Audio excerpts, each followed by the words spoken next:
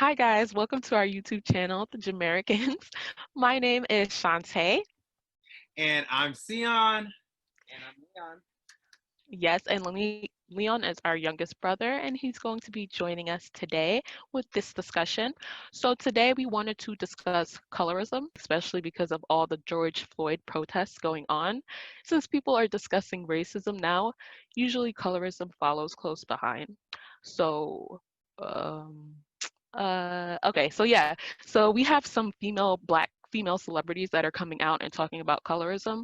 One of them was Asian Doll. She basically called out light skinned girls who have negative things to say about dark skinned girls and basically how they should not be included in the Black Lives Matter movement and how they shouldn't be like yelling out Black Lives Matter because yeah, basically if they discriminate against dark skinned girls, then obviously all Black lives do not matter to them.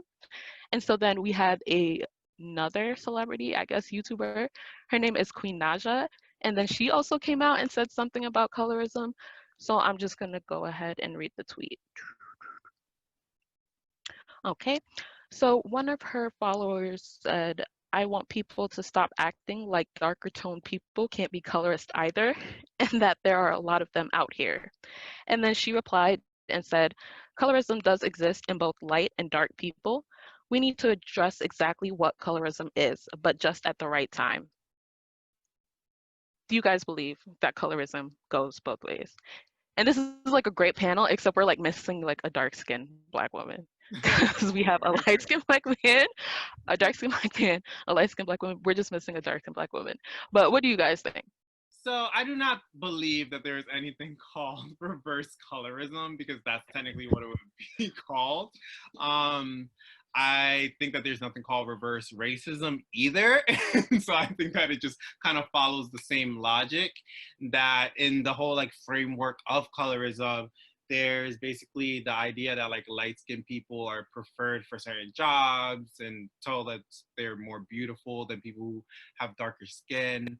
You even hear it in like linguistics, like when people say that someone's fair skin or like something like that. There's just yeah, no, it doesn't. Yeah, definitely noticed that.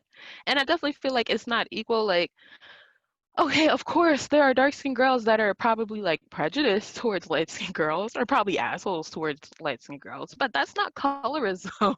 Colorism is like systematic, it's like institutional. Like, yeah, the type of colorism like a light skinned woman would experience would not equate to the level of colorism that a dark skinned woman would experience. Like, let's say if you did agree that you both could experience colorism. Like, if you compare the type of like stereotypes or colorism each one would get, like it's completely different. Like dark skin colorism is way worse.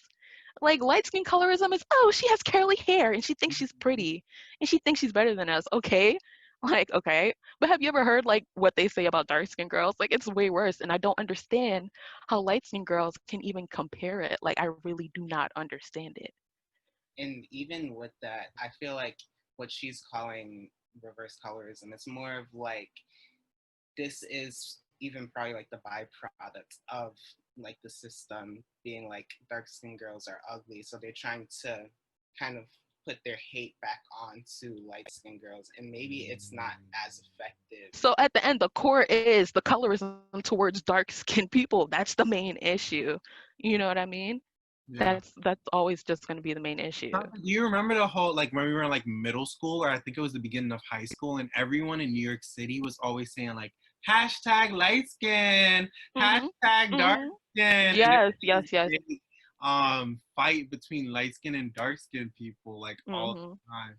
Yeah, it's just so interesting because like I remember if I'm gonna be honest, I remember just like cracking joke. Like, remember? Oh, you have a light skinned face, and then we used to do that, Yeah. like Yeah. squint our eyes and stuff like that. And Yeah. like, but like when we squinted our eyes, we meant like, oh, we're trying to like look cute, as opposed to like when you're talking about like team dark skin. Like, I have a student who's like a little dark.